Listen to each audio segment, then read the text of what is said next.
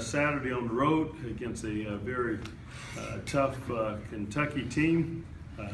We were excited about the opportunity going in, maybe planned for a number one seed.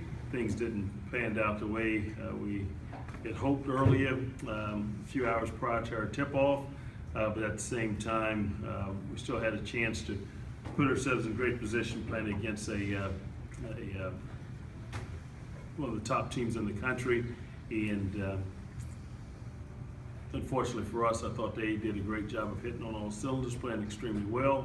But now, looking back, we've top three teams in the country, in the conference, tied for fourth place finish overall, and seeded, and excited about the double bye, and look forward to 2:30 on Friday against a very tough opponent.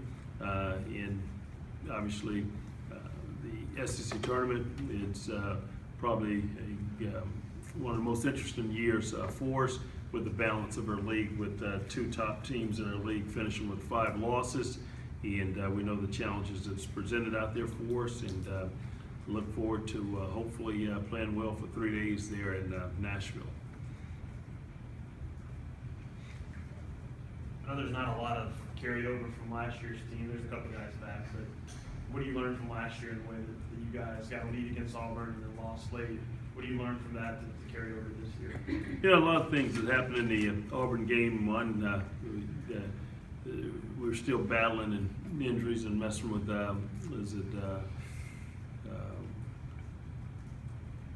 Jordan Mickey at the time, and then I think we're battling foul trouble, and just things didn't work out that way. They wound up getting hot, knocking down some shots. I think they hit a shot, sent it in overtime, and wind up beating us. But I think that shows you the sense of urgency that you have to play with from start to finish in a game like that, regardless of who the opponent is. And Auburn presented that for us, and I think that's a prime example that we can certainly point to of you have to be at your best, so you can't look at who's going to win on Thursday night and take it for granted if there's someone other than the team that the higher seed did not win that basketball game. You have to be at your best in those games. Coach, is the message to the team, you know, we can really define our season with 3 wins and make the tournament, basically? Well, not necessarily define our season, but it's a new season for us. Great opportunity to conference tournament.